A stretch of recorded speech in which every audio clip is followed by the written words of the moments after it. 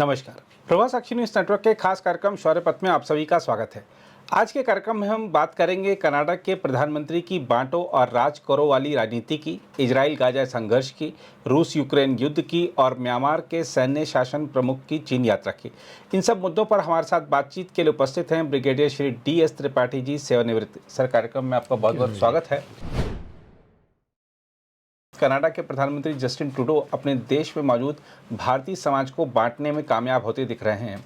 इससे भारत और कनाडा के लिए किस प्रकार के खतरे बढ़ रहे हैं सर? नहीं जी, पहले तो मैं इसमें लाऊंगा कि भारत कनाडा के रिश्ते तो ठीक रहे हैं जी, लेकिन ये ट्रूडो के बीच में आने से ज़्यादा इसके अंदर जो खराब रिश्ते आप कह रहे हैं वो आ रहा है जी। तो ये कि एक तरह से भारत कनाडा और ट्रूडो जी, क्योंकि देश के या लोगों के बीच के रिश्ते कुछ लोग अगर ख़राब करते हैं तो मुझे नहीं लगता कि पूरे देश के साथ ही जी ऐसा है। लेकिन जब से ट्रूडो आए हैं जी, तब से जो है रिश्ते ख़राब हुए हैं, और वो भी उनकी वजह से जी, क्योंकि वो अपनी पॉलिटिकल स्टैंडिंग के लिए जी, अपने आप को पावर में रखने के लिए ये जो कुछ एंटी इंडिया कहिए, विघटनकारी जो लोग हैं जी, और खालिस्तानी कहिए, तो सिर्फ खालिस्तानी नहीं है, और भी हैं जो भारत का को आगे बढ़ते हुए देखना नहीं चाहते हैं जी। उन लोगों को साथ लेकर के वो चल रहे हैं कि उनके बैसाखी के सहारे पर, और इसीलिए वो चाहते हैं कि ये आगे चलता रहे, और वो कमेंट्स भारत के ऊपर दिए जा रहे हैं जो कि उनके खुद के लोग नहीं चाहते हैं जी। इसलिए मैंने कहा कनाडा के मैक्सिमम लोग नहीं चाहते हैं जी। आप देखिए आज की डेट में उनकी क्रेडिबिलिटी खुद ट्रूडो की 25 से 28% के बीच में है जी। तो आप समझ सकते हैं कि क्या जो है लोग क्या चाहते हैं वहाँ पर जी। अगर लोग चाहते तो भी क्रेडिबिलिटी उनकी ऊपर आती जी। तो ये जो चीज़ें इन्होंने किया है, और ख़ास करके इस बार जब इन्होंने New Democratic Party Jagmeet Singh Brar की जो पार्टी से सहयोग लिया जी, अपने गवर्नमेंट चलाने के लिए, बैसाखी का सहारा उसका लिया इन्होंने, और तब से जो है वो इनके साथ खालिस्तानी फोर्सेस के साथ आ रहे हैं, साथ में खालिस्तान समर्थक कहिए, खालिस्तान कमांडो फोर्स कहिए, मतलब जो भी चीज़ें जो भारत में नहीं हैं, जिनका अस्तित्व तो नहीं है जी, उसको वहाँ पर वो बढ़ावा दे रहे हैं जी। और वो शायद समझ नहीं पाए कि कनाडा में सिर्फ खालिस्तानी नहीं है जी, सिख हैं जी, सिख बहुत हैं और सिख भारतीय हैं जी, वो अलग नहीं हैं जी। तो वहाँ पर भारतीय बहुत हैं जी। उन भारतीय में वो सिख हैं जो भारत का कोई विघटन नहीं देखना चाहते जी। वहाँ बाकी भारतीय हैं, साउथ इंडिया से लेकर के पूरे नॉर्थ इंडिया तक जी, उनकी भी संख्या बहुत है जी। और ये कुछ गिने चुने ये जानबूझ करके खालिस्तानियों को आगे लेके आ रहे हैं, और कोशिश यही है उनकी कि ये कुछ सिरदर्दी पैदा करें भारत के लिए जी, जो चाहते हैं। अभी देखिए उनके एक्शंस, हम लोगों ने पहले भी एक बार इस बारे में बात की थी, और मैक्सिमम जगहों पर उनकी मुंह की खानी पड़ी है उनको जी। क्योंकि अभी भी देखिए भारत ने हर जगह फोरम में यही बोला कि जो आप कह रहे हैं उसका आप जो है उसका प्रूफ तो दीजिए कहीं जी, कोई एविडेंस तो दीजिए जी। अभी तक उन्होंने कोई क्लियर एविडेंस नहीं दिया जी।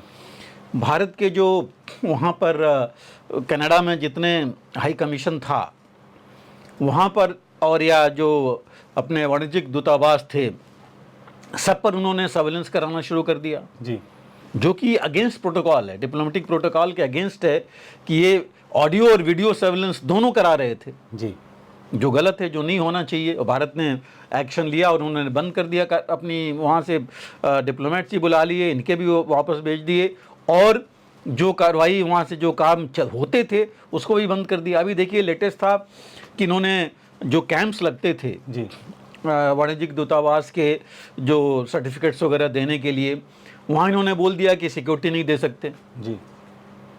और ये नॉर्मल चीज़ है, लेकिन इसीलिए वो बंद हो गया वहाँ जी। तो ऐसी चीज़ें इन्होंने की वहाँ पर। उसके अलावा उन्होंने देखिए जो बात हम कर रहे थे 3 तारीख को संडे को, जो ये हिंदू सभा जो मंदिर है, महासभा मंदिर, वहाँ पर प्रोग्राम चल रहा था जी, और वहाँ पर खालिस्तानी समर्थक आ करके और तोड़फोड़ की ऐसी हिंसक कार्रवाई कर रहे हैं जी। और देखिए वहाँ पर ऐसा नहीं था कि सिर्फ कुछ लोग ही गए थे जी, भारतीय गए थे, मतलब वही भारतीय जब मैं कहता हूँ तो वहाँ सिख भी थे जी और बाकी हर जो है मजहब धर्म के लोग भारतीय वहाँ पर थे। जी और वहाँ पर एक कुछ ऐसे जो खालिस्तानी हैं जो कि भारत में नहीं है, भारत ने उनको यहाँ काबू में कर लिया है, वहाँ वो उनको आगे बढ़ा रहे हैं। जी, और उसमें एक पुलिस वाला भी था। बिल्कुल, एक पुलिस वाला भी था जी। और ये भी वहाँ रिपोर्ट आई कि लेट कार्रवाई हुई पुलिस की वहाँ पर। जी तो ये सब चीज़ें खुद वहाँ के लोग समझ नहीं पा रहे हैं। जी कनाडा के खुद के लोग नहीं समझ पा रहे हैं कि ये चीज़ें आज तक नहीं हुई, अभी क्यों हो रही हैं इस तरह। जी और इसका देखिए रिपरकशन वहाँ भी होगा अगर ऐसे चलता रहेगा तो।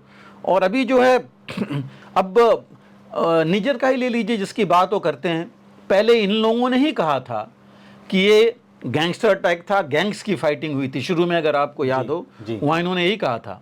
जी बाद में जो है 1 साल पहले ले आए कि नहीं ये तो भारत की तरफ से कार्रवाई हुई थी। जी तो ये ऐसी चीज़ें जब अगर लेके आएंगे तो ये तो मतलब एक तरह से बता रहा है टोटली कि ये अराजक तत्वों का जो है समर्थन कर रहे हैं, उनको आगे ले आ रहे हैं। जी यही नहीं है, देखिए 30 अक्टूबर को एक न्यूज़पेपर है वॉशिंगटन पोस्ट में, इन्हीं के आई थिंक नेशनल सिक्योरिटी या कोई हैं जिन्होंने लीक किया था न्यूज़ कि इंडिया का इंटरफेरेंस हो रहा है जी कनाडा में, उसके बारे में। जी अब ऐसी चीज़ें हैं, देखिए ऐसी चीज़ें तो डिप्लोमेटिकली बात करके आदमी आपस में सॉल्व करता है।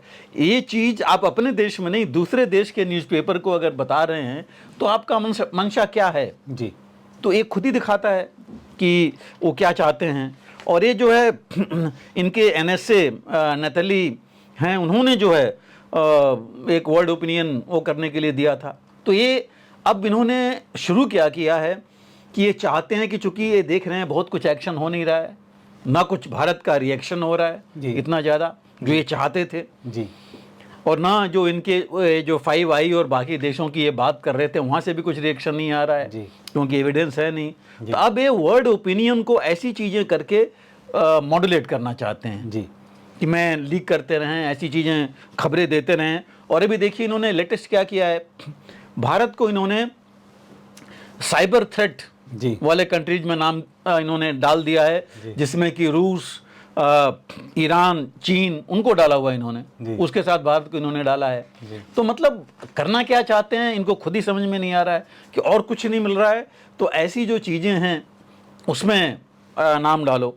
और जो अभी ये इस्तेमाल कर रहे हैं, और तो कुछ इन्होंने जो आपने कहा, देखिए भारतीयों के बीच में तो ये कर नहीं पाए कुछ, उनको एक अलग थलग करने की या डिवीज़न नहीं कर पाए, तब खालिस्तानियों का सहारा ले रहे हैं उसी के लिए जी, उसको लेकर के ये चाहते हैं कि भारतीयों के बीच में ये डिस्ट्रेस और डिवीज़न पैदा किया जाए जी और ये अगर टेरर ग्रुप्स का ऐसे समर्थन करेंगे, उनको आगे ले आएंगे इस तरह, तो आप समझिए होगा क्या।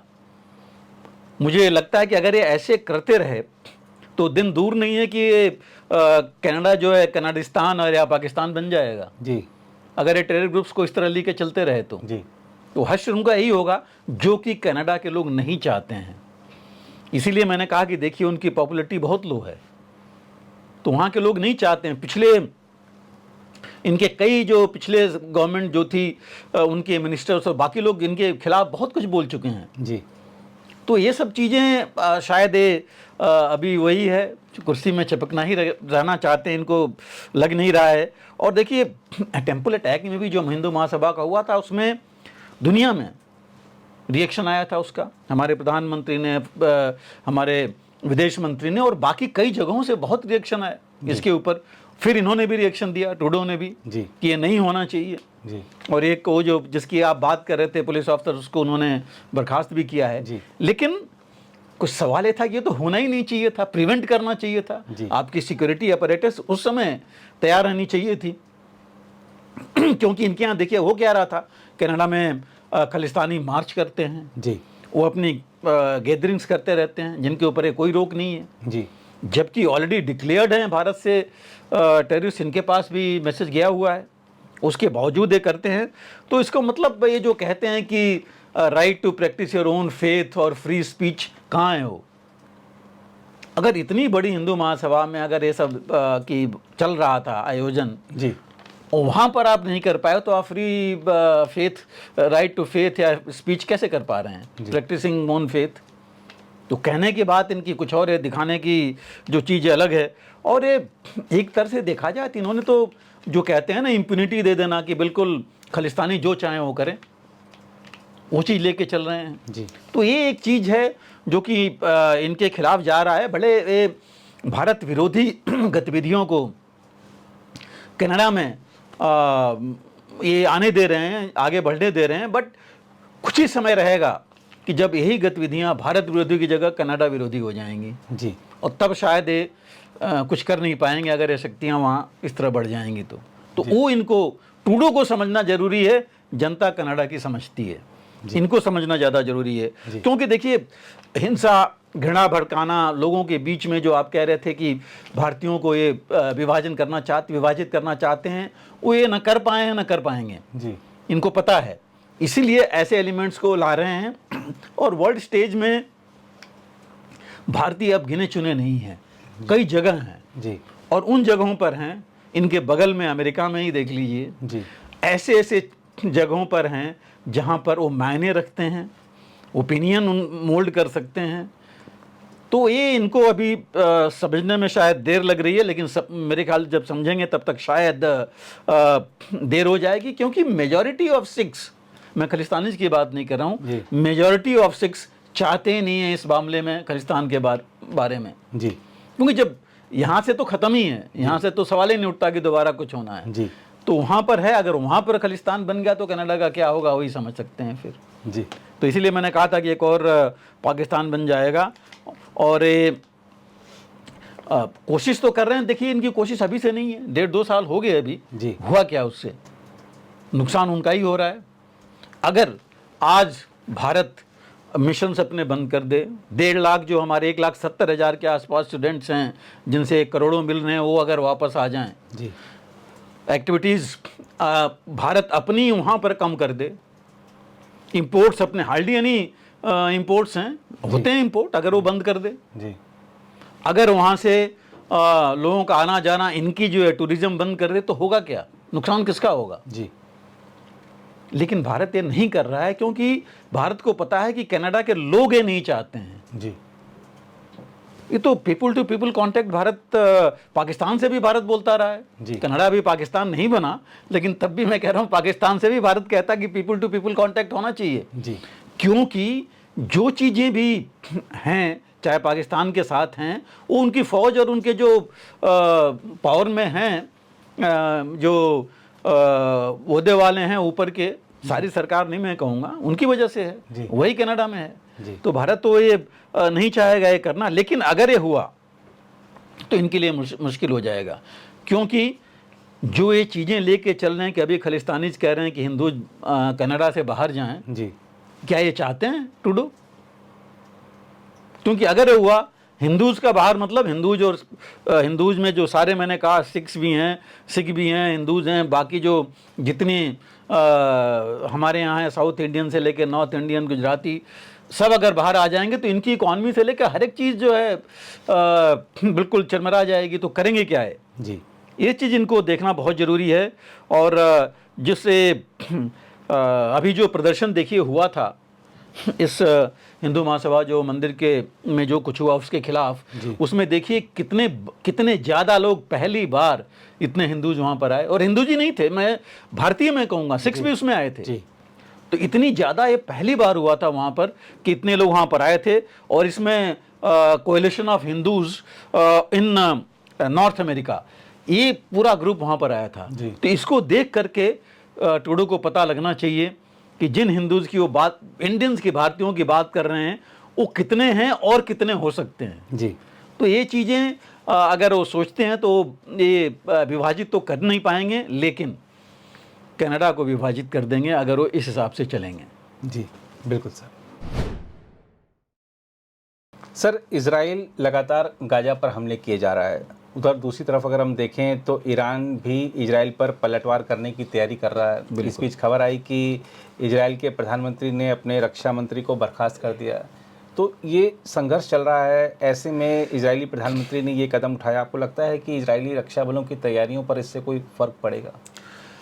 नीरज जी देखिए, अभी इस समय हम बात कर रहे हैं, अब इजराइल की जो लड़ाई वहाँ पर है जी। उसमें मेरे हिसाब से देखें तो चार फैक्टर आ गए हैं जी। हमास है, एक पहले से ही है जी। जिसके खिलाफ इजराइल है, हिजबुल्लाह आ गया था, जी। हौतीज थे, लेकिन हौतीज अभी उस हालत में नहीं हैं जी। जो जैसे कि पहले वो चल रहे थे। ईरान जरूर एक फैक्टर बन गया है जी। और चौथा देखिए इम्पॉर्टेंट फैक्टर बन गया है, जैसे मैंने कहा इजराइल खुद है, उनके जो रक्षा मंत्री और इनके बीच में जो मतभेद थे। जी। और चौथा इम्पॉर्टेंट फैक्टर कल का जो इलेक्शन रिजल्ट आया है जी। अमेरिका का, जी। अब वो ट्रंप फैक्टर भी जी। इसमें आ गया है। जी। तो अभी इन चार फैक्टरों में अगर आप हमास लीजिए तो देखिए हमास के खिलाफ तो इजराइल कार्रवाई करता जा रहा है। जी। अभी लेटेस्ट देखिए उसने गाज़ा में, नॉर्दर्न गाज़ा में और सदर्न गाज़ा में भी एक्शन किए हैं और तकरीबन 30 लोग मारे गए हैं और 12 एक जगह। मतलब वहाँ पर इजराइल को जहाँ भी लग रहा है इंटेलिजेंस रिपोर्ट के हिसाब से कि कहीं भी हमास का कुछ भी है जी। तो उसका खात्मा कर रहा है और करना ज़रूरी है। जी। दूसरी चीज़, हमास भी देखिए ऐसा नहीं है कि बिल्कुल ही ख़त्म हो गया, उसकी पहली लीडरशिप बिल्कुल ख़त्म हो गई है, इसमें कोई दो राय नहीं है। अब इजराइल उसकी जो सेकंड रंग की लीडरशिप है उसको भी टारगेट कर रहा है। जी। लेकिन देखिए हम शुरू से कहते आ रहे हैं कि हमास समाप्त तो नहीं हुआ है, ना होगा। जी। आपको याद होगा कि जब हमने दर्शकों को शुरू में बताया था लड़ाई अक्टूबर नवंबर में शुरू हुई थी कि लड़ाई लंबी चलेगी, क्योंकि आइडियोलॉजी जो है वो ख़त्म नहीं हो रही है जी। और जल्दी होगी भी नहीं। लेकिन लोग मारे जा रहे हैं और बहुत ज़्यादा मारे जा रहे हैं, काफ़ी डिस्प्लेस हुए हैं। और जो हमने कहा था काफ़ी पिछले 4-5 महीनों से हम कहते आ रहे हैं कि इसमें बाकी सारे हथियार के साथ एक हंगर, भूख भी एक बहुत बड़ी हथियार हो गई है। जी।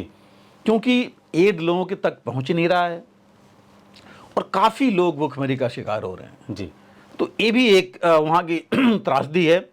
और अभी देखिए उन्होंने बीत लिया और बाकी इलाकों में टारगेट किया, इन्होंने काफ़ी लोग मारे गए हैं वहाँ पर। तो इन्होंने हम एक तरह से देखा जाए तो गाजा में तो मतलब कुछ छोड़ना ही नहीं चाहते हैं जी। कि कुछ भी कोई अंश वहाँ बाकी रहे।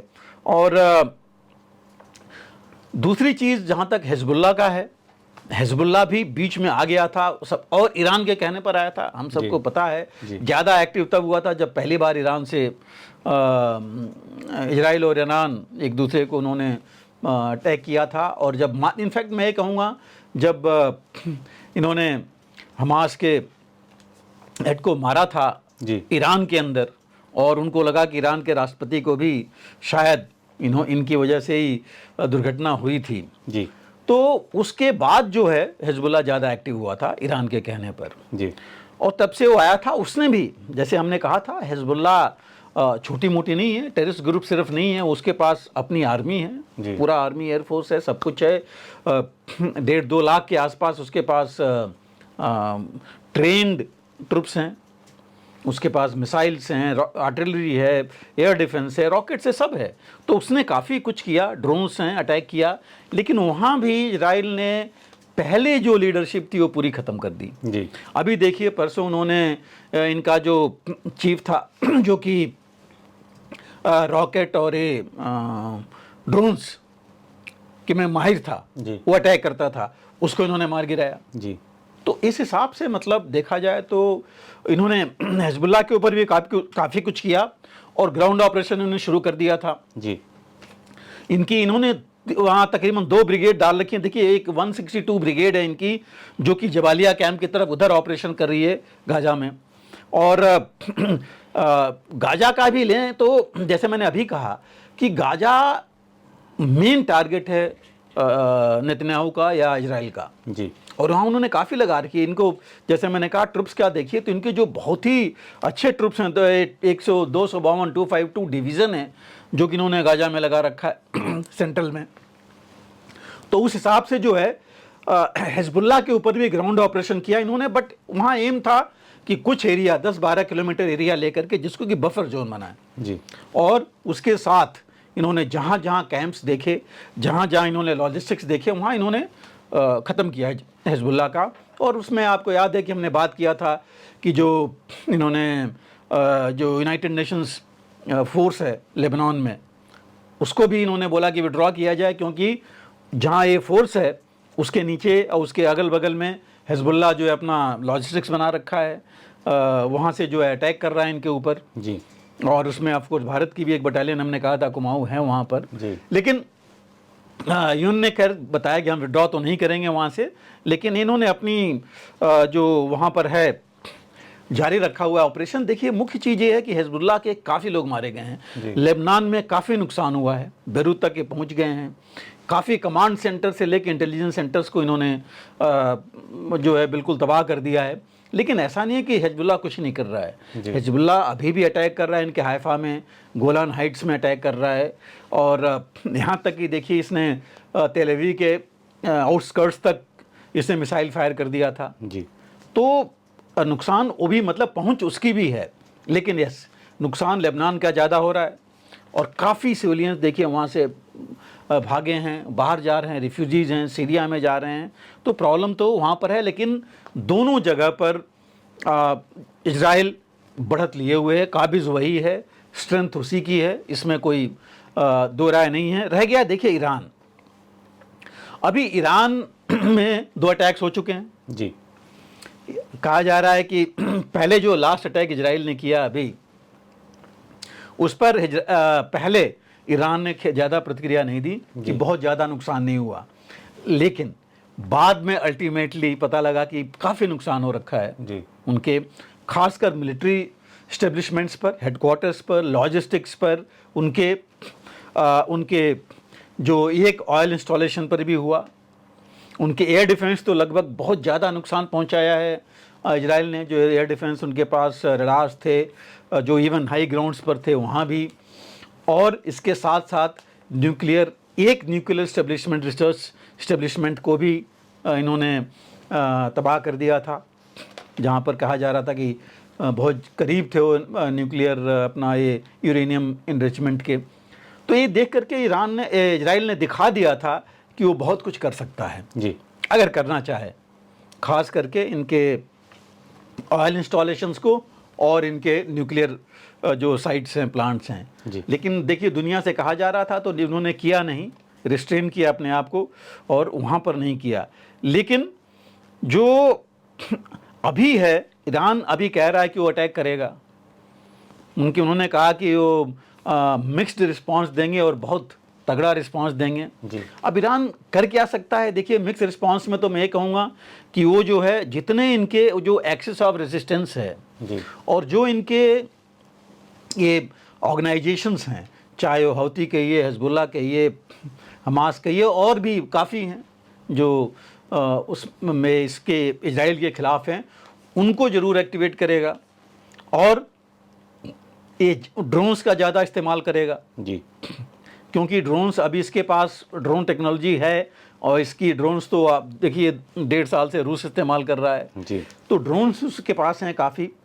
मिसाइल्स का इस्तेमाल ये कर सकता है, हेवियर ज़्यादा पेलोड वाली मिसाइल्स जी। जो इसके पास हैं, जैसे जो इसके पास कुछ बैलिस्टिक मिसाइल्स हैं जो कि लिक्विड फ्यूल्ड हैं, मेरे ख्याल से उसका यहाँ खोरमशर करके खोरमशर 4 है जो लिक्विड प्रोपल्जन है और ये इसकी रेंज 2000 किलोमीटर तक है जी।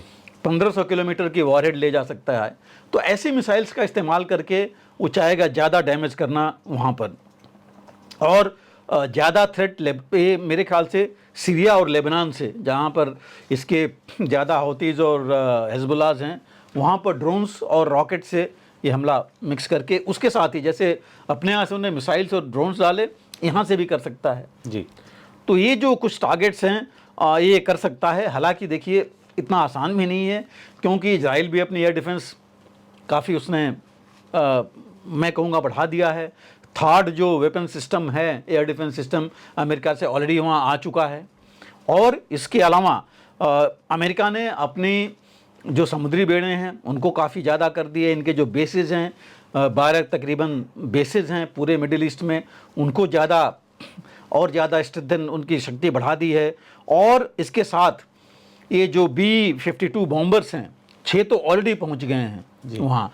और उसमें ये भी कहा जा रहा है कि मिडिल ईस्ट में उन्होंने F-16 का भी एक स्क्वाड्रन और बढ़ा दिया है जी। तो ये देख करके जो है लगता नहीं कि इतना आसान होगा ईरान को जी कि डैमेज करना इतना ज़्यादा, लेकिन ऐसा भी नहीं कि कुछ नहीं कर सकता। देखिए इस बार अभी भी इतने ज़्यादा ड्रोन जब एक साथ आ रहे हैं तो इनका आयरन डोम जो है सभी को नहीं टैकल कर पा रहा है। उसी तरह अगर मिसाइल ज़्यादा एक साथ आएँ तो मुश्किल होगा, कुछ ना कुछ तो अंदर आएंगी और वही कुछ ना कुछ अगर डैमेज कर देती हैं तो वो मुश्किल बढ़ा सकता है वहाँ पर। जी।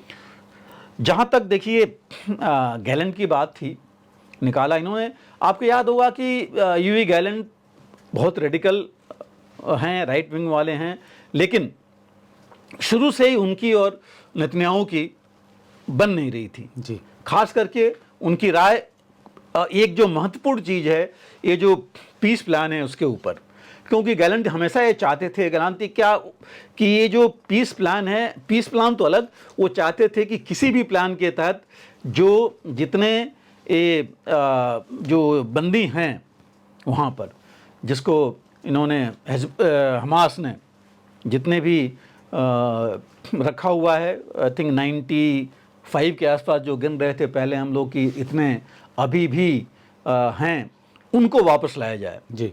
इनफैक्ट वही नहीं जो कुछ मारे गए उनको, वो तो यहाँ तक कह रहे थे कि अगर पहले कर लिया होता ये तो इतने हमारे जो मारे गए हैं 10-15 जो भी हैं वो नहीं होता। तो ये हॉस्टेजेस की रिलीज़ के लिए वो चाहते थे कि हर हालत में ये किया जाए। और गैलेंट देखिए ऐसा नहीं था कि गैलेंट पहले ही ये इनकी आर्मी में थे और ये नेवी में कमांडो थे 1977 में जी। तो आप समझ सकते हैं कि नेवी कमांडो में ट्रेनिंग ली उन्होंने और उसके बाद वो मेजर जनरल बने जी। काफ़ी बड़ा ओहदा था और उनकी एक बहुत बड़े एक तरह से कहें मिलिट्री लीडर थे और बहुत ज़्यादा इज्जत थी उनके मिलिट्री के उसमें अंदर। और देखिए आपको याद होगा, अपने दर्शकों को भी बताया था 2 महीने पहले कि खबर तो ऐसी आ रही थी कि जब इनके बीच में मतभेद बढ़ रहे थे नेतन्याहू और गलांत के बीच में, ये कहा जा रहा था कि मिलिट्री भी जो है नेतन्याहू से के व्यूज़ से अलग है जी। क्योंकि उस समय यही था और अभी भी इनकी इज्जत बहुत ज़्यादा है मिलिट्री के अंदर थी और वो जो है नेतन्याहू से ज़्यादा नेचुरली होनी है क्योंकि उनके साथ रहे हैं। तो इस वजह से ये काफ़ी ज़्यादा पॉपुलर थे जी गलांत वहाँ पर। और जो ये इस पक्ष में नहीं थे कि लगातार मिलिट्री ऑपरेशन ही किया जाए, हमास के खिलाफ रोका जाए और जो हॉस्टेजेज हैं उनको लिया जाए और जितनी डैमेज की ज़रूरत है उतना किया जाए, ज़्यादा नहीं हो जी। तो ये सब कुछ चीज़ें थी। इसके साथ एक और था कि जो गलांत चाहते थे कि जो अक्टूबर 7 में हुआ था पिछली बार, क्यों हुआ था, कहाँ फेलियर था, चाहे वो मिलिट्री के पास था, इंटेलिजेंस के पास था, गवर्नमेंट के पास था, किस लेवल पर था, उसके बारे में कमीशन बिठा के पूरी जांच हो जी। जो नेतन्याहू इसके खिलाफ थे जी। तो ये कई चीज़ें थी जो उस समय भी नहीं उनके साथ चल रही थी। दूसरा, गलांत ये भी नहीं चाहते थे कि मल्टी फ्रंट वॉर जो चल रहा है कि हिजबुल्लाह के साथ भी हम लेबनान में भी चले जाएं, हम सीरिया में भी चले जाएं, हम ईरान के खिलाफ भी चलें। तो ये मल्टी फ्रंट वॉर वो नहीं चाहते थे। उनका था कि एम अगर लिया है कि हमास को, तो हमास को ही हमें टारगेट करना चाहिए, सबको दुश्मन नहीं बनाना चाहिए, रिसोर्सेज हमारी जो है कई जगह नहीं जानी चाहिए क्योंकि उसके हिसाब से हमारे ऊपर भी कुछ न कुछ आएगा, नुकसान होगा। तो इसमें भी जो है उनका दोनों की व्यूज़ एक साथ नहीं थे। और हालांकि एक बार अगर आपको याद होगा, मार्च 2023 में भी ये बाहर चले गए थे जी, क्योंकि उस समय जो जुडिशियल सिस्टम का रिफॉर्म कर रहे थे नेतन्याहू, उसमें जो है उसके खिलाफ थे गलांत जी। तो उस समय भी ये कैबिनेट से बाहर गए थे। हालांकि पब्लिक प्रेशर इतना था, मिलिट्री का प्रेशर इतना था कि नेतन्याहू को इनको वापस लेना पड़ा जी अपने कैबिनेट में। तो ये जो है ये दोनों में डिफरेंसेस रहते रहे थे। और अभी लेटेस्ट तो क्योंकि पीस प्लान की एक भी एक्सेप्ट नहीं किया नेतन्याहू ने, जो भी पीस प्लान की बात चल रही थी, लग रहा था कि काफ़ी कुछ हो जाएगा, तो ये अपनी लेके चल रहे थे। तो ये चीज़ें डिफरेंस था, और इस डिफरेंस की वजह से, और देखिए दिन वही था कि जिस दिन इलेक्शन हो रहे हैं अमेरिका में, उसी दिन इन्होंने उनको बाहर किया अपने उससे। अब जो नए हैं जो डिफेंस मिनिस्टर, जो अभी उनके फॉरेन मिनिस्टर थे, तो उनको जो है जो कार्ड्स हैं, इजराइल कार्ड्स, उनको बनाया है। अब ये नेतन्याहू की तरह हैं, ये भी बिल्कुल हॉकिश हैं कि नहीं हमें जो है ये करना चाहिए, इनका सफाया खात्मा करना चाहिए हमास का, बाकियों का भी, तो वो भी वो हैं। और थोड़ा इनकी पॉलिसी, इनकी भी कार्ड की भी जो बाइडेन वाली पॉलिसी नहीं थी, उनसे नहीं मैच खाती थी, लेकिन ट्रंप वाली पॉलिसी ये लेके चलते हैं जी, कि ये ट्रंप वाली पॉलिसी जो है कि भाई अपने आप को पूरा इतना ताकतवर बनो कि दूसरा जो ऐसे ही आ जाएगा आपसे तो ट्रूस के लिए, पीस के लिए, तो वो इनकी पॉलिसी है। और लेकिन इसके साथ देखिए अभी भी कैरो में हमास और फाटा दोनों मिल रहे हैं कि पोस्ट वॉर, लड़ाई के बाद का जो है कैसे कमांड एंड कंट्रोल रखा जाए, गवर्नेंस रखी जाए गाजा की। उधर जो है लेबनान ने भी बोल रखा है कि हम भी शांति चाहते हैं जी। तो ये भी बात साथ साथ चल रही हैं। पोस्ट वॉर गवर्नमेंट की अगर बात चली, इसका मतलब कि कहीं ना कहीं बुझी नहीं है किरण जो है शांति की है। लेकिन हम उस पर भी थोड़ी बात करेंगे जो हम कह रहे हैं कि ट्रंप के इलेक्शन के बाद अभी क्या सिचुएशन होगी। देखिए अभी अगर आप इसमें जाएं तो ट्रंप को याद होगा, आपने कहा था कि एक दिन में लड़ाई बंद कर सकते हैं जी, कि, और ये भी कहा था अगर मैं राष्ट्रपति होता तो अक्टूबर 7 होता ही नहीं इजराइल में जी, ये भी उन्होंने कहा था। और जहाँ तक उन्होंने इजराइल के एक्शन को हमेशा उन्होंने एंडोर्स किया कि हाँ इजराइल जो कर रहा है करके, लेकिन उन्होंने ये भी कहा कि इजराइल को जल्दी करना चाहिए। ये भी बात उन्होंने कही थी कि इजराइल को जो कर रहा है ठीक कर रहा है और जल्दी करना चाहिए, कि जो एम है वो लेके चल रहे हैं वो। और इन्होंने ये ईरान के ऊपर देखिए शुरू में जब पहले थे टेन्योर में, तब भी ईरान के ऊपर ये काफ़ी दबाव डालते थे। इन्होंने ही कैंसिल किया था ईरान का जो न्यूक्लियर डील थी कि उससे कोई फ़ायदा नहीं हो रहा है, कि ये जो हमने डील किया था उससे नुकसान हो रहा है और अपनी कैपेबिलिटी बढ़ाया जा रहा है। तो ये और सैंक्शंस इन्होंने लगाए थे। एक्चुअली सुलेमानी को मारने का ऑर्डर इन्होंने दिया था जी। और बाद में यह भी न्यूज़ आई थी कि जब ये राष्ट्रपति नहीं थे उस बीच में ईरान ने इनको मारने की कोशिश की थी, जो कि ईरान ने कहा कि नहीं ऐसा नहीं था। इजराइल के बारे में ये हमेशा इजराइल का साथ दिए थे जी, जेरूसलम को कैपिटल बनाने का इन्होंने समर्थन किया था जी, और ये पहले थे, सबसे पहले अमेरिका ही था कि इन्होंने अपने एम्बेसी को तेल अवीव से इन्होंने जेरूसलम में शिफ्ट किया था। जी, तो वो जो है ऐसी चीज़ों को लेकर के, इसके अलावा देखिए यही नहीं, इजराइल का देखें तो अब्राहम एकॉर्ड्स इन्होंने किया था जी, जिसमें कि सऊदी अरेबिया, हाँ यूएई, यूनाइटेड अरब एमिरेट्स और इजराइल के बीच में इन्होंने मुलाकात कराई थी और एक एग्रीमेंट कराया था। सऊदी अरेबिया से भी हो रहा था और एक तरफ से अरब देशों में लगभग पॉपुलर थे ट्रंप जी, कि पहली विजिट ही अरब कंट्रीज में I think Saudi United Arab Emirates में गए थे। तो वहाँ भी अगर वो संबंध लेके चलेंगे तो हो सकता है कि उनको फिर साथ ले आए जी, इनमें और कोई डील एक अरब देशों से हो जाए जिसमें ईरान को अलग थलग कर सकें, वो ये एम वो लेके चलेंगे। तो ऐसी कुछ चीज़ें हैं जो कि मुझे लगता है कि ट्रंप लेके चलेंगे। गाजा पीस डील जरूर वो चाहेंगे, वो जरूर चाहेंगे कि नेतन्याहू जो कुछ भी कर रहे हैं जल्दी करें। जी, और मुझे तो लगता है वो ये चाहेंगे कि 20 जनवरी से पहले पहले नेतन्याहू कर लें और शायद नेतन्याहू को लग रहा होगा, तभी मुझे लग रहा है कि इतनी जल्दी आप देख रहे हैं कि कितने एक्शंस पिछले कुछ दिनों में नेतन्याहू ने ये किया है। जी। और देखिए ट्रंप की तो पॉलिसी रही है de escalation with deterrence and diplomacy. जी। 3 डी जिन्होंने बोले थे, डी एस्केलेशन थ्रू डेटरेंस और डिप्लोमेसी, तो वही साथ लेके चलना चाहेंगे। तो इस वजह से मुझे लग रहा है कि आने के बाद वो कोशिश जरूर करेंगे कि पीस डील आए, इजराइल के फेवर में आए, जी, इजराइल के फेवर में आए, अमेरिका के फेवर में रहे, जी, ईरान जो है वो ऊपर नहीं आ पाए और तब तक लेबनान को भी, हिजबुल्लाह को, क्योंकि हमास तो चलिए काफ़ी कुछ ख़त्म कर दिया जी, नेतन्याहू ने, वो चाहेंगे हिजबुल्लाह को भी। और इसीलिए देखिए अभी जब मैंने कहा कि जब इनकी ग्राउंड ऑपरेशन किया इजरायली डिफेंस फोर्सेज ने लेबनान में, तो उन्होंने 10,000 से ज़्यादा एंटी टैंक गाइडेड मिसाइलें पकड़ी वहाँ पर, जहाँ उनके लॉजिस्टिक्स में ऑलरेडी 3,000 से ज़्यादा, 3,000 क्या, कुछ न्यूज़ तो कहते हैं कि 5,000 हिजबुल्लाह के फाइटर्स मारे जा चुके हैं। बहुत बड़ी संख्या है। लीडर्स तो गए ही गए, लीडर्स तो मारे ही गए हैं। इनकी जो 91st डिवीज़न है, 91 डिवीज़न, वो लेबनान में एक्शन कर रही है। तो ये सब अगर आप देखेंगे तो इसमें जो है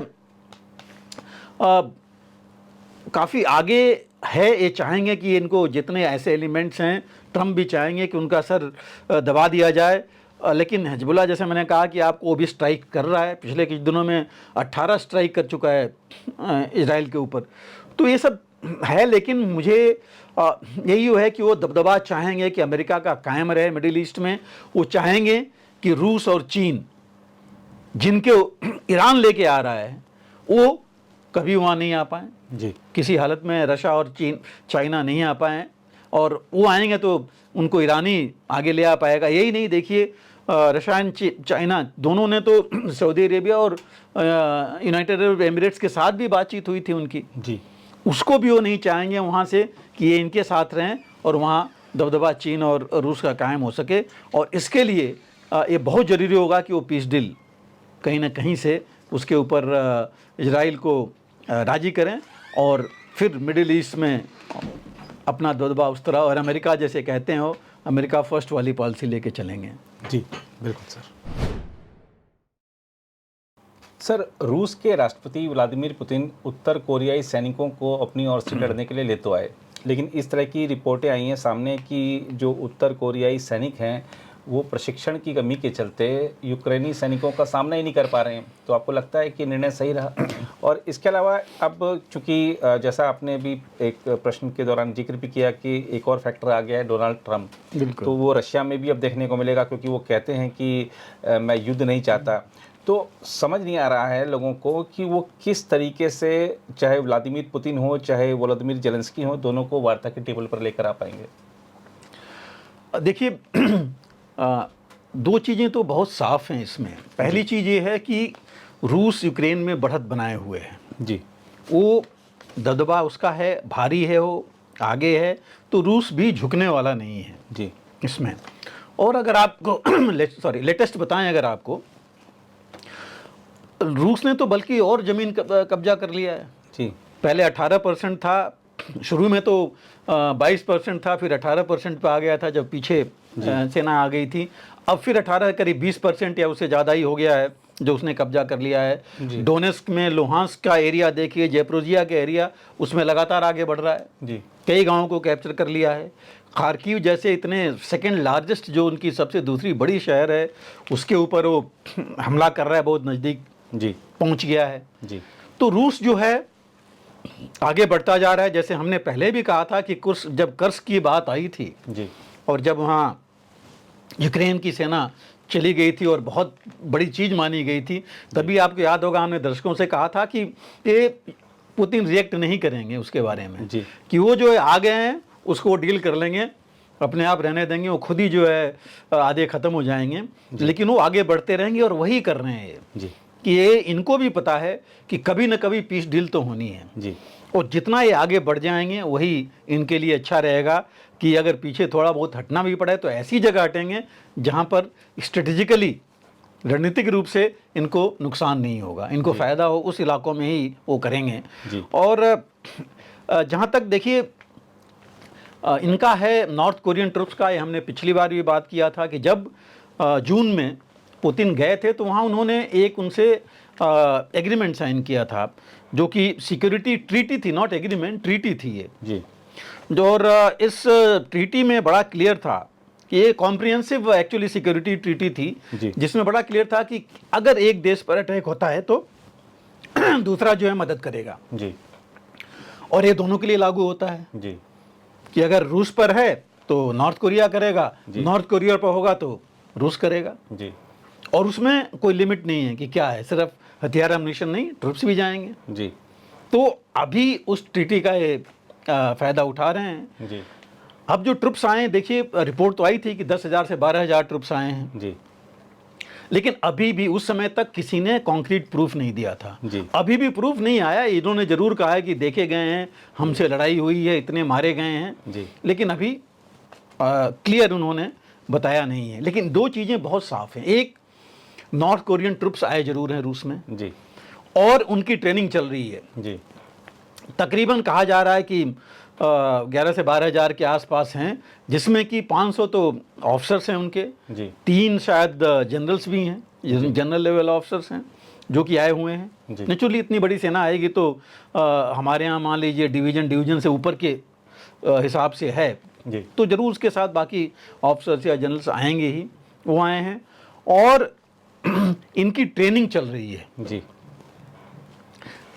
ट्रेनिंग चल रही है। कुछ को जरूर उन्होंने कर्स्क रीजन में डाला है कि कर्स्क जो है इंटरनल इनका है जी और वहाँ पर तो किसी को भी डाल सकते हैं जी क्योंकि वो रूस के अंदर है, यूक्रेन में तो है नहीं, जी जहाँ पर ये अभी ये कह रहे हैं कि इनके सैनिक हैं, लेकिन उनकी ट्रेनिंग चल रही है। और हमको एक चीज़ देखनी पड़ेगी, चूँकि हम बात कर रहे हैं नॉर्थ कोरिया की और ट्रुप्स की। नॉर्थ कोरिया के पास तकरीबन दुनिया के जो 4-5-6 सबसे लार्जेस्ट आर्मी है वो है उसके पास। जी मेरे ख्याल से 11-12 लाख उसकी, 10-11 लाख की उसकी वो होगी सेना। जी तो फौज उसके पास है, नॉर्थ कोरिया के पास। जी लेकिन 1953 में लड़ाई के बाद इनकी फौज ने कोई लड़ाई नहीं लड़ी है, जी ना कोई बड़ी ट्रेनिंग किसी के साथ की है जी जिससे कि उनको एक्सपीरियंस हो। इनकी मैक्सिमम ट्रेनिंग जो 20 साल के आसपास के, आपको पता है वहाँ तो कॉन्स्क्रिप्शन है, जी हर एक को सेना में आना पड़ेगा। जी तो वहाँ पर इनकी ट्रेनिंग मैक्सिमम जो नॉर्थ कोरिया में माउंटेन्स हैं उसमें है, जी प्लेन्स और मैकेनाइज्ड वॉरफेयर में बहुत ज़्यादा ट्रेनिंग इनकी नहीं है। जी तो वो ट्रेनिंग जरूर चल रही है यहाँ पर और उसी के लिए मुझे लग रहा है कि कुछ उनमें से इन्होंने जरूर कर्स्क में डाले होंगे, कम ट्रेनिंग दी होगी, 4-5 हफ्ते की ट्रेनिंग दे करके। तो कहा यह जा रहा है, जो रिपोर्ट्स आ रही हैं और ये खास करके वेस्टर्न मीडिया की हैं, आप इसकी वॉशिंगटन पोस्ट की भी है और एपी की भी है, तो दोनों न्यूज़ ये कहती हैं कि ये जो हैं ये कमज़ोर भी हैं, जी जो ये सैनिक इनके हैं, और ये अच्छी तरह ट्रेन नहीं है फिजिकली, मतलब फिजिकली भी वीक हैं और पूरी तरह इक्विप्ड भी नहीं है, इक्विपमेंट इनके पास नहीं है। जी। तो इक्विपमेंट ऑफ कोर्स, कुछ फोटोग्राफ्स भी मीडिया में आई हैं जिसमें दिखाया जा रहा है कि नॉर्थ कोरिया के सैनिक सामान कलेक्ट कर रहे हैं, अपना इनके स्टोर से ले रहे हैं, तो वो भी है। लेकिन इसके हम में अगर देखा जाए तो देखिए 10-12 हज़ार रूस तो कहीं से भी लेगा, और पुतिन जो है 2 बार ऑलरेडी मोबिलाइजेशन कर चुके हैं जी और इस दूसरे मोबिलाइजेशन के बाद उनके देश में उनके खिलाफ आवाज़ उठ रही थी, जी कैजुअलिटीज़ भी काफ़ी हुई हैं, जी। तो उनको तो ट्रुप्स चाहिए और मुझे लगता है कि वो तीसरा मोबिलाइजेशन नहीं करना चाहते हैं। जी तो उनको ये लगा है सबसे अच्छा है कि आप नॉर्थ कोरिया, और चूंकि ये मंगोलिया भी गए थे, जी। हो सकता है मंगोलिया से भी ले आए ट्रुप्स, जी अभी नहीं बाद में आ सकते हैं अगर ज़रूरत पड़ी तो। जी यहाँ कहीं ट्रेनिंग कर रहे हैं, जी वो हो सकता है वेस्टर्न मीडिया को पता नहीं है, बाद में आएगा। तो वो नहीं चाहते हैं कि अभी मोबिलाइजेशन करें, इसलिए वो बाहर से ट्रुप्स ले रहे हैं और इससे जो है फ़र्क जो है कई जगह पड़ेगा। जी अब अगर आप नॉर्थ कोरिया लीजिए, आप लड़ाई छोड़ दीजिए, आप दूसरी तरफ से देखिए कि नॉर्थ कोरिया के ट्रुप्स यहाँ ट्रेन हो जाएंगे मैकेनाइज्ड वॉरफेयर में, और ये जो कहेंगे मल्टी कंट्री वॉरफेयर में पहली बार जी रूस के साथ भी। और यूक्रेन अगर देखा जाए तो मैं नाटो मानूंगा कि उनकी सेना है, जी उनके समान है, जी उनको जो है जवाब देना, नाटो को जवाब देना, अमेरिका के जो हथियार और बाकी चीज़ें उनके बारे में जानना, उनके खिलाफ लड़ना, ये पहली बार नॉर्थ कोरिया को मिलेगा। जी जो आगे के लिए साउथ कोरिया में तो आफ्टर ऑल इन्हीं के हथियार और बाकी चीज़ें हैं, जापान से इनकी नहीं बनती जी। है पूरे, तो इनको बहुत फ़ायदा होगा जी नॉर्थ कोरिया को। जी भले कुछ कैजुअलिटीज़ हैं, मैं उनकी, वो तो अलग की बात है, वो मैं एक्चुअल लड़ाई पे नहीं भी जा रहा हूँ, वो तो जब होगी तब, बट मैं इनकी बात कर रहा हूँ। तो आप समझ सकते हैं कि ये ज़्यादा फ़ायदा नॉर्थ कोरिया को हो रहा है इसमें कि इनको मॉडर्न वॉरफेयर जो अभी तक इनका सामना नहीं हुआ था उसमें जो है ये मिल जाएंगे। जी हाँ, ये ज़रूर इसके ऊपर निर्भर करेगा कि रूस इनको डिप्लॉय कहाँ करता है। जी।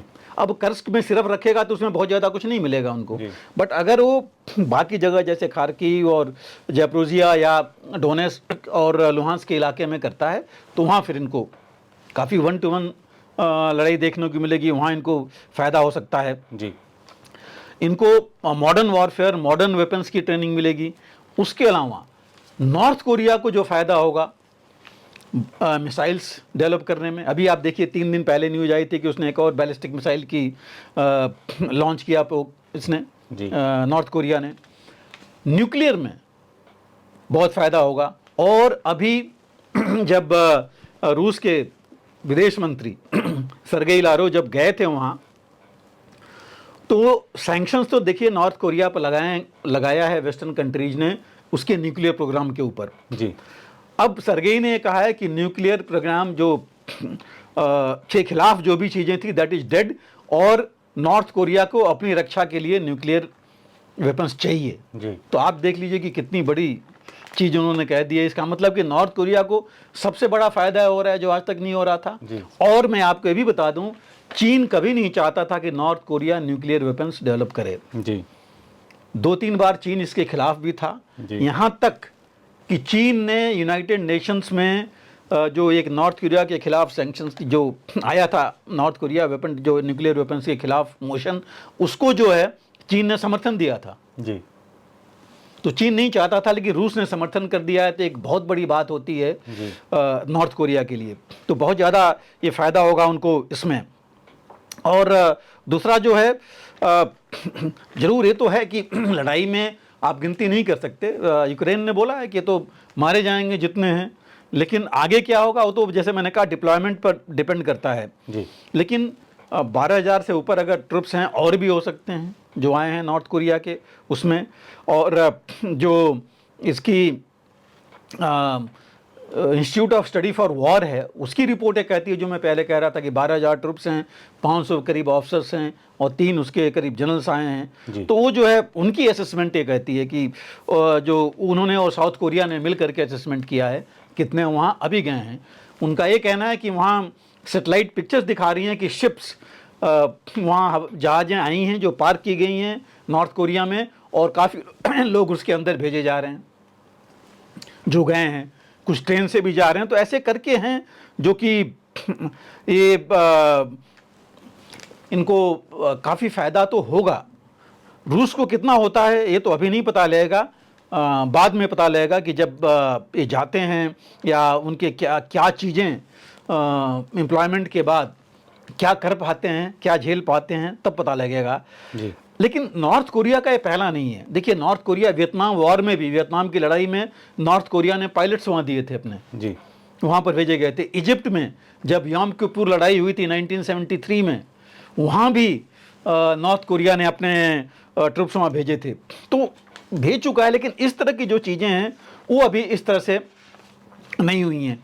लेकिन देखिए इसका इफेक्ट और भी होना है अगर ये चीज़ शुरू हो गई, जैसे कि यूक्रेन ने कहा है कि ये तो इंटरनेशनल एक तरह से लड़ाई होगी कि इसने नॉर्थ कोरिया के ट्रुप्स लाए हैं।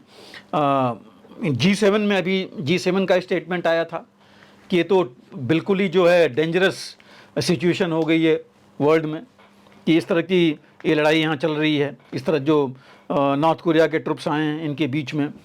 रूस का ये कहना था कि कई जो है नाटो के जो ट्रुप्स वहाँ मिले हैं यूक्रेन में जी। कुछ तो आपको पता है, कुछ मारे गए थे जो कि भेजी भी गई हैं जिनकी बॉडीज़, तो वो भी वहाँ चल रहा है और एक थ्रेट बन जाएगा नाटो के लिए। जी।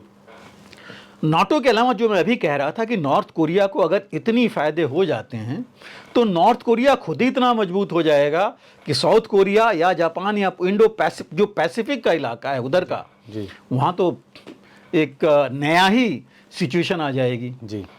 तो वो जो है बहुत इंपॉर्टेंट। इसके साथ ही देखिए और मैं कह रहा हूँ नाटो को ही थ्रेट होगा इससे।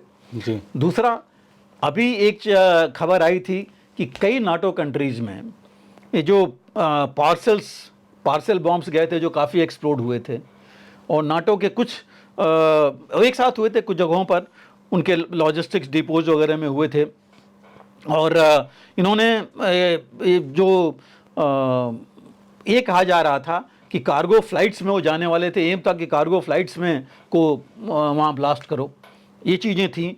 और इसमें बेसिकली लिथुआनिया के जो उन्होंने ही ये चीज़ बाहर ले आए हैं। उन्होंने कहा है कि भाई उनके जो प्रेसिडेंशियल एडवाइज़र हैं उन्होंने कहा है कि ये रूस की करनी है। रूस का एम था कि ऐसे पार्सल्स उनमें जाएं और जो ये कार्गो प्लेन्स हैं वो एक्सप्लोड हों और ये आगे हो सकता है और ज़्यादा इसके हिसाब से कार्रवाई करते हैं। हालांकि रूस ने इसको डिनाई किया है जी कि ऐसी उन्होंने ऐसा कुछ किया नहीं है।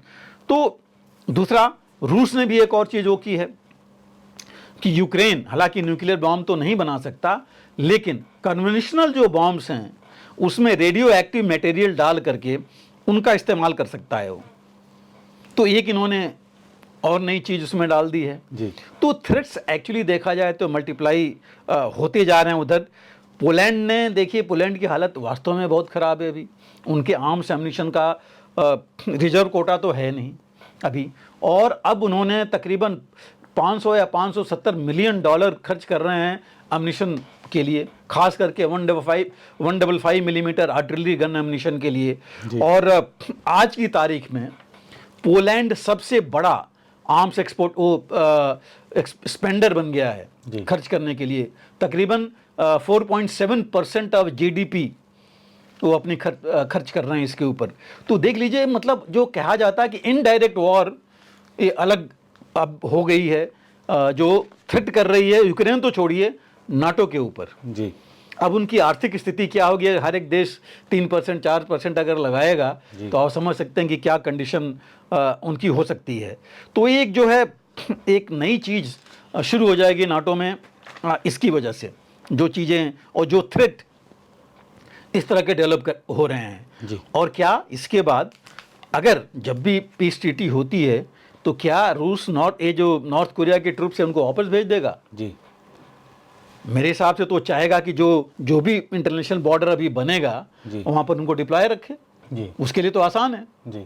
नॉर्थ कोरिया का फ़ायदा है, उसको पैसे भी मिलेंगे और उसकी ट्रेनिंग भी होती रहेगी। जी। तो मैं एक चीज़ है जो कि अगर ऐसी चीज़ें शुरू हो जाएंगी तो मुश्किल हो जाएगा। जी। तो ऐसी कुछ चीज़ें हैं जो कि इसमें आ रही हैं, जो कि कायदे में तो बहुत फ़ायदेमंद नहीं है। जहाँ तक इनके डिप्लॉयमेंट का है, नॉर्थ कोरियन ट्रूप्स का कर्स्क रीजन में मेरे हिसाब से उन्होंने जानबूझ के डिप्लॉय किया है कि इनके जो ट्रूप्स हैं कमिटेड हैं वहाँ यूक्रेन के, जो ऑलरेडी इन्होंने सराउंड कर रखा है, उनको ये बाकी जगह पर ले जा करके, और जो मैंने कहा जितनी जल्दी से जल्दी हो सके ये आगे बढ़ जाएं। नॉर्थ कोरिया का देखिए दूसरा फ़ायदा है कि नॉर्थ कोरिया अभी तक बहुत ज़्यादा डिपेंडेंट था चीन के ऊपर जी। अब चीन के ऊपर उसका डिपेंडेंस कम हो जाएगा और रूस के ऊपर बढ़ जाएगा जी। हालांकि ये दोनों के लिए है, चीन को भी इससे नुकसान होगा। तो एक कुछ चीज़ें हैं जो कि इनके ऊपर फर्क डाल रही हैं। तीसरी जो ये आखिरी चीज़ जो हम बात कर रहे थे, ट्रंप के आने से क्या फ़र्क पड़ेगा। ट्रंप ने तो बोला था कि लड़ाई नहीं चाहते हैं जी। वो ख़त्म करना चाहते हैं एक दिन में ही। और एक इन्होंने एक रिपोर्ट में देख रहा था कि ट्रंप की जो टीम है जी। जो पहले इनके नेशनल सिक्योरिटी टीम थी उन्हीं के लोग थे, उन्होंने मई में एक पेपर निकाला था इसके ऊपर, ट्रंप की जो टीम थी, और उन्होंने दो जो मेन इनके एनएसएज थे उनके थी, और उस टीम में उन्होंने बड़ा बोला था कि ट्रंप को क्या करना चाहिए। एक सजेशन था, नॉट दैट कि ट्रंप ने बोला था, उन्होंने बोला कि यूक्रेन को आर्म्स की सप्लाई चलती रहनी चाहिए, हथियारों की सप्लाई, वेपन्स की सप्लाई यूक्रेन को चलती रहनी चाहिए, लेकिन इस कंडीशन पर होनी चाहिए कि वो पीस प्लान में रूस के आमने सामने बैठ के बात करेगा जी। और और अगर जरूरत हुई तो अपनी टेरिटरी छोड़ेगा। मतलब रूस ने जो कैप्चर किया है वो टेरिटरी बातचीत के बाद छोड़ेगा। ये एक रिपोर्ट में देख रहा था जो कि ये थी कि मई में है। तो रूस, ये नहीं कह रहा हूँ कि ट्रंप ने बोला है, बट हो सकता है कि इस पर बात चले। और दूसरा, ट्रंप जरूर चाहते हैं कि ये खत्म हो, वो तो चाहेंगे ही, जी। और सभी चाहते हैं कि ये खत्म हो। जी। इवन कुछ यूरोपियन यूनियन के देश कह रहे हैं कि ये बंद होना चाहिए, जो भी है, अगर इसको देना पड़े। पोलैंड ने, इसने मेरे ख्याल से हॉलैंड, हाँ हॉलैंड ने भी बोला है, जर्मनी में भी ये बातें चल रही थी जी। कि जरूर कुछ देना पड़े लेकिन ये बंद होना चाहिए। जी। लेकिन ये पुतिन क्या चाहेंगे? जी। पुतिन तो छोड़ना नहीं चाहेंगे ज़मीन, जी। ये भी हमें सोचना है जी। कि पुतिन वो नहीं चाहेंगे कि जो हम इतनी मेहनत से इतने लाखों लोगों को मरने के बाद, वो करने के बाद वो लिए हैं, तो वो छोड़ जाएंगे। लेकिन इतना जरूर होगा, थोड़ा बहुत जरूर वो करेंगे। इसलिए मैं कह रहा हूँ अभी वो जल्दी में है जी। कि कितना ज़्यादा वो गेन कर सकें, टेरिटरी ले सकें वहाँ पर। जी। अब देखिए, जेलेंस्की ने तो कांग्रेचुलेट किया था जी। पुतिन को, उन्होंने बोला कि सपोर्ट जारी रहना चाहिए। लेकिन पुतिन को नहीं, सॉरी, ट्रंप को इलेक्शन विक्ट्री पर। बट पुतिन ने अभी पूरी तरह नहीं किया है। जी। कुछ भी कारण हो सकता है, वो शायद नहीं कहना चाहते हो कि लोग कहें कि हम पहले ही से चाहते थे ये विक्ट्री, तो ये हो सकता है उसमें। लेकिन रूस ने ये जरूर कहा है कि नई अपॉर्चुनिटी है अमेरिका के साथ हमारी संबंध सुधारने की। उन्होंने उनके दिमित्री हैं जो कि सीईओ हैं ये रशियन सॉवरिन फंड के, बहुत बड़ा फंड है, लार्जेस्ट, मतलब एक तरह से देखा जाए तो वर्ल्ड में, तो उसके वो सीईओ हैं। उन्होंने बोला है कि new opportunities to reset relations with America. जी। तो कहीं ना कहीं मैं ये कहूँगा कि रूस में ये बात जरूर चल रही है कि अच्छा मौका आया है संबंध सुधारने का अमेरिका के साथ और अपने को आगे ले जाने के लिए। देखिए, पुतिन भी कहते आ रहे हैं कि वो जो है बातचीत के लिए तैयार हैं बिना किसी प्री कंडीशन के। जी। ये कंडीशन नहीं लगनी चाहिए, और ख़ास करके टेरिटरी की वो ये भी चाहेंगे कि उनकी सिक्योरिटी की गारंटी हो। जी। नहीं तो ये जैसे पहले था, जब विभाजन हुआ था कि नाटो नहीं आएगा, लेकिन नाटो इतने देश आ गए, 30-32 देश हो गए उसके अंदर, तो भी गारंटी चाहेंगे। और वो ये भी मेरे हिसाब से गारंटी चाहेंगे, मेरी सोच है उसमें, कि यूक्रेन नाटो का मेंबर नहीं बने। जी। या रोक के रखा जाए। जी। तो ये चीज़ें चाहेंगे, और शायद हो सकता है कि इस बात पर वो एग्री कर जाएं। मैं ट्रंप डील कहूँगा जो इसमें आ सकती है। ये बात जब भी हो, लेकिन ये मान के चलना चाहिए कि 20 जनवरी तक मुझे लग रहा है कि पुतिन भी एक फास्ट पेस पर चलेंगे कि वो अपने टेरिटरी जितना वो ले सकते हैं ले लें, कि बाद में अगर बैठ के बात करनी हो तब तक वो बहुत और ज़्यादा मजबूत स्थिति में रहें। जी बिल्कुल सर। सर, म्यांमार के सैन्य शासन के प्रमुख की चीन की पहली यात्रा का क्या रणनीतिक महत्व है? नीरज जी, देखिए, जब म्यांमार का सवाल है, म्यांमार की जो मिलिट्री गवर्नमेंट है, चूँकि कू इन्होंने किया था, आंग सान सू की जो गवर्नमेंट थी उस समय, उसको इन्होंने हटाकर और खुद सत्ता संभाली थी 2021 में। उसके बाद पहली बार ये जा रहे हैं चीन, बट चीन के बुलावे पर, या चीन में नहीं, ये वहाँ जो एक मीटिंग है उसमें जा रहे हैं, जो कि बेसिकली ये एक समिट है ग्रेटर मेकॉन सब रीजन की, उस रीजन की मीटिंग में जा रहे हैं, जिसमें बेसिकली लाओस, कंबोडिया, वियतनाम वगैरह इनके लीडर्स आ रहे हैं। और सारे एक तरह से देखें तो मिलिट्री लीडर्स हैं जो वहाँ पर आ रहे हैं।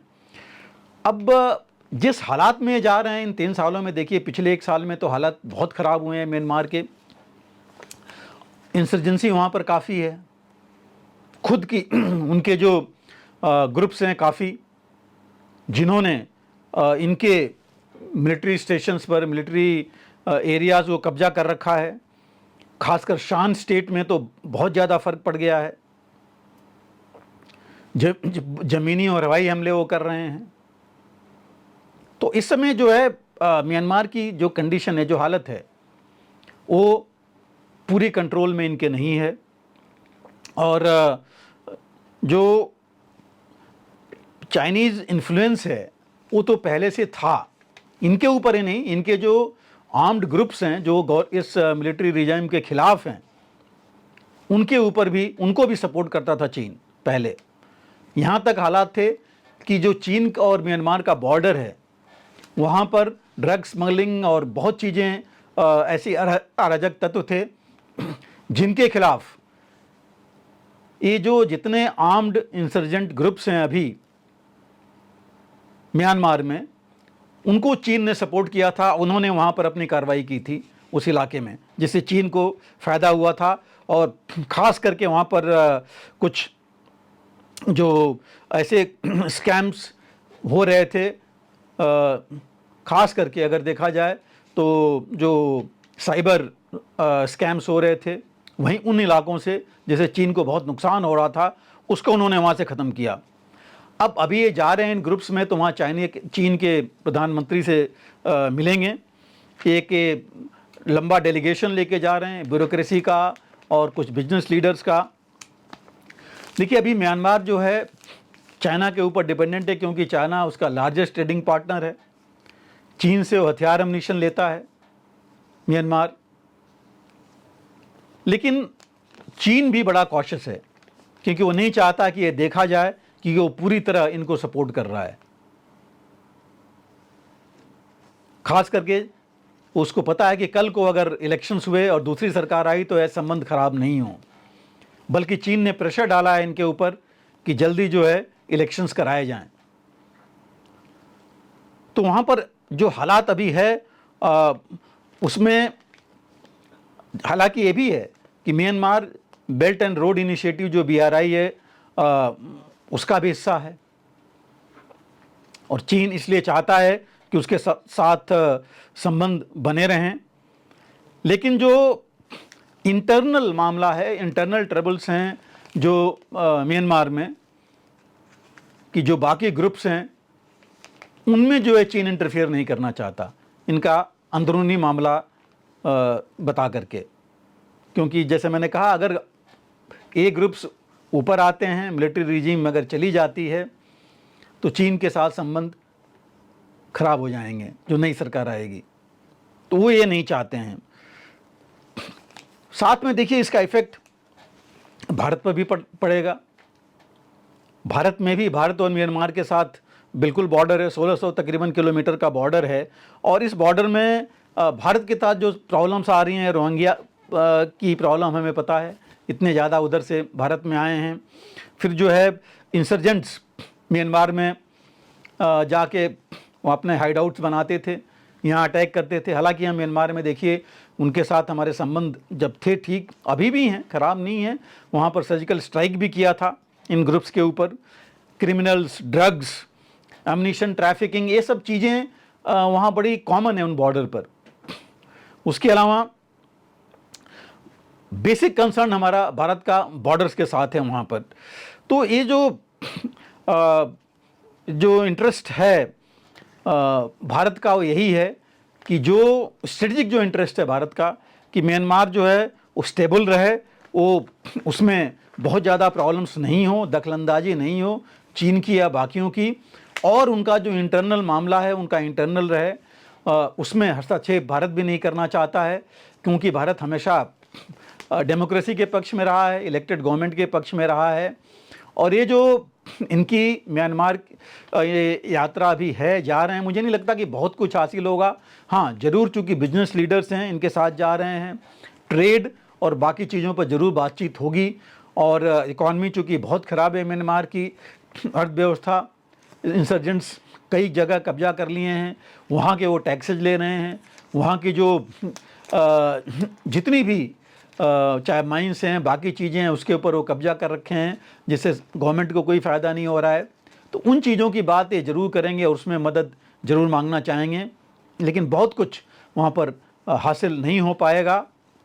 और अगर चीन, जैसे वो पहले कह चुका है, वो चाहता है कि वहाँ इलेक्शंस हों, तो इससे जो है अगर वही बात रिपीट होती है तो वहाँ पर इनको बहुत ज़्यादा, जैसे मैंने कहा, फ़ायदा नहीं होगा। लेकिन इंसर्जेंट्स जो हैं उनको भी शायद बहुत ज़्यादा मदद नहीं मिले, क्योंकि चीन नहीं चाहेगा इंटरनल मैटर्स में उनके दखलंदाजी करके उनके ज़्यादा फ़ायदा दे।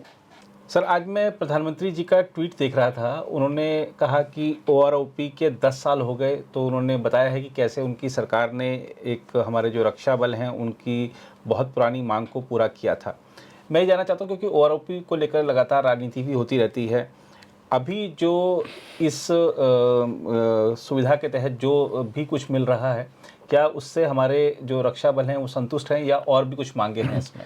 देखिए, एक चीज़ बड़ी साफ है जी इसमें कोई दो राय नहीं है जी कि ये 40-45 साल ले लीजिए जी मैं और उसमें पहली बार हुआ है जी कि ओरोप जो इतने दिनों से चल रहा था जी वो दिया गया जी और अब तो 2 इंस्टॉलमेंट हो गए हैं जी ऑलरेडी।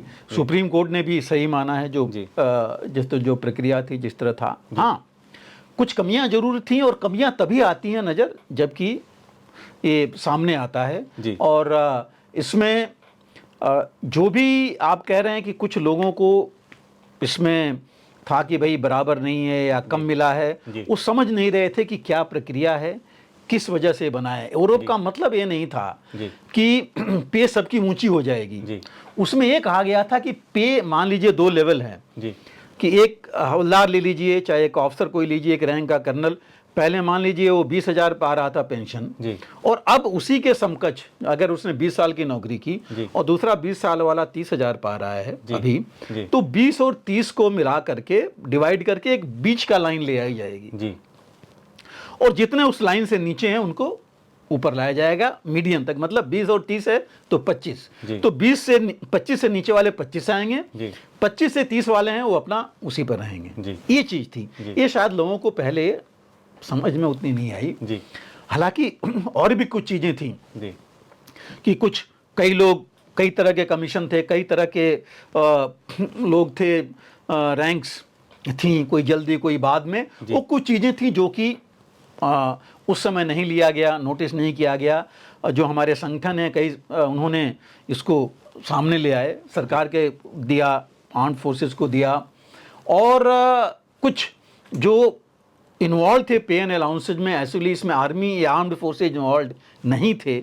इसमें जो पे जो इसके पेंशन अथॉरिटी है वो कंट्रोलर ऑफ डिफेंस अकाउंट्स है, CDAP जो principal controller of defence accounts pensions हैं वही इन्वॉल्व थे। तो उनको एक्चुअली लेके चलना चाहिए था आर्म्ड फोर्सेस को साथ में, क्योंकि डेटा आर्म्ड फोर्सेस के पास उनसे ज़्यादा था जी। अगर वो लेके चलते तो शायद कुछ एनॉमलीज जो कमियां थी वो नहीं आई होती जी। तो वो चीज़ें बाद में गई।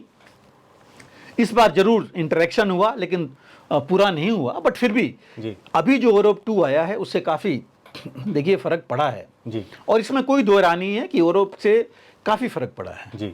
लोगों को जो समझ गए हैं, जिनको पता है कि क्या एम था, किस तरह ये यूरोप मिला है, उनको फ़ायदा हुआ है। और अगर कुछ अभी भी कुछ चीज़ें रह गई हैं वो संज्ञान में लाई गई हैं जी। मिनिस्ट्री ऑफ डिफेंस के डिफेंस मिनिस्टर के संज्ञान में लाई गई हैं और उनमें भी जो कुछ रह गया उसमें भी जरूर उन्होंने आश्वासन दिया है कि जो कुछ भी है उनको भी दुरुस्त किया जाएगा। लेकिन इसमें कोई दो राय नहीं है कि इसमें यूरोप से काफ़ी फ़र्क पड़ा है, फ़ायदा हुआ है हर एक तबके का जी, जवान से लेकर के एक जनरल तक को जी। बिल्कुल सर। तो आज के कार्यक्रम में सर आपने भारत और कनाडा के रिश्तों पर प्रकाश डाला। जो इस समय तल्खी आई है वहाँ के प्रधानमंत्री की कारगुजारियों के चलते, इज़राइल और ईरान, इज़राइल और हमास, इज़राइल और लेबनान से जुड़े मुद्दों पर भी आपने विस्तार से जानकारी दी। और रूस के और यूक्रेन के बीच जो युद्ध चल रहा है अभी क्या स्थिति है इस पर भी आपने जानकारी दी। डोनाल्ड ट्रंप अब राष्ट्रपति चुन लिए गए हैं अमेरिका के, तो वो किस तरीके से युद्ध ख़त्म करवाएंगे, क्या परिदृश्य हो सकता है आने वाले समय में, इस पर आपने जानकारी दी। और म्यांमार के सैन्य शासन के प्रमुख पहली बार चीन की यात्रा पर क्यों गए ये भी आपने बताया। आज के कार्यक्रम को सर आपने काफ़ी ज्ञानवर्धक बनाया और निश्चित रूप से हमारे पाठकों दर्शकों के लिए काफ़ी लाभकारी सिद्ध होगा। आप इस चर्चा से जुड़े सर, आपका बहुत धन्यवाद। फिलहाल इस कार्यक्रम में इतना ही। बाकी देश दुनिया की खबरों के लिए बने रहें प्रभा साक्षी के साथ। अगर आप भी लेना चाहते हैं देश दुनिया की तमाम जानकारी तो आज ही सब्सक्राइब करें हमारे चैनल को। साथ ही नीचे दिए बेल आइकन को जरूर दबाएं ताकि हर अपडेट आप तक पहुंच सके।